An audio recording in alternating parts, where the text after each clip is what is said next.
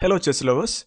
In this video we are going to see an amazing chess trap that every chess player should know while playing. This trap starts out with pawn to e4, black replies pawn to e5. Now white plays knight to f3, attacking black's pawn at e5. To defend it, black plays knight to c6. Here white plays pawn to c3 to get a center control after playing pawn to d4 in the next move. Black replies with knight to f6, attacking white's pawn at e4. White ignores it and plays pawn to d4, gaining some center control. Now black plays knight to e4, capturing white's pawn at e4.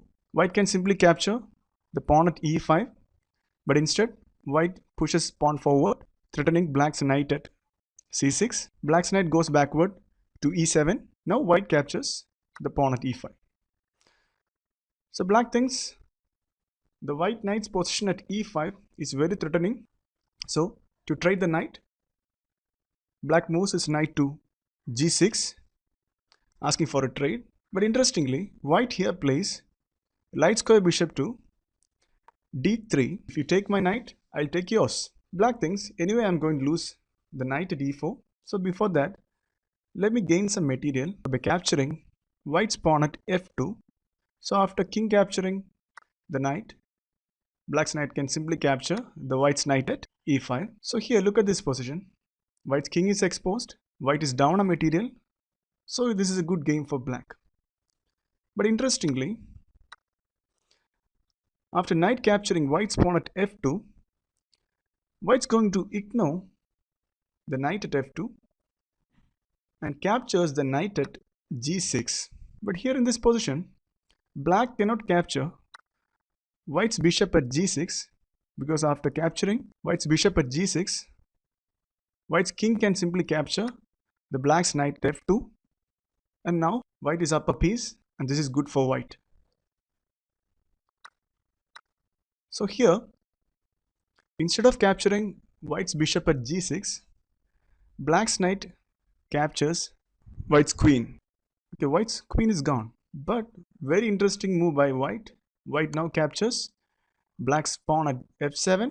Black's king has no other square to go, so he moves to e7. Now white's dark square bishop comes to the picture. Bishop goes to g5 check. Black's king has to again move. Only safe square is d6. Now white has the opportunity to capture back the black's queen. But interestingly, here white plays knight to c4. Again check to the king. King cannot capture the pawn at d5. King has only one safe square, that is c5. Okay, after this particular move, the black's king is very much exposed to the board. He's sitting around the white's pieces. So white now wants to trap this very exposed king of black. So to trap the black's king, white moves his knight to a3. If black's queen comes and captures the dark square bishop of white at g5, white can simply push the b2 pawn to b4, checkmate. So to avoid that, knight captures the pawn at b2, but still the threat is not over. White's bishop comes back to e3, checkmate. This is how it goes. All these moves starts after this knight capturing this f2 pawn. Instead of that, black can either capture the knight at e5, then bishop captures black's knight at e4. Now both black and white has equal in material. Black has a knight at the center, but white has a center pawn and a bishop. The game can swing to either sides from this position. Thank you so much for watching the video. If you like this video, please give a thumbs up. Please subscribe to my channel, and see you guys in the next video.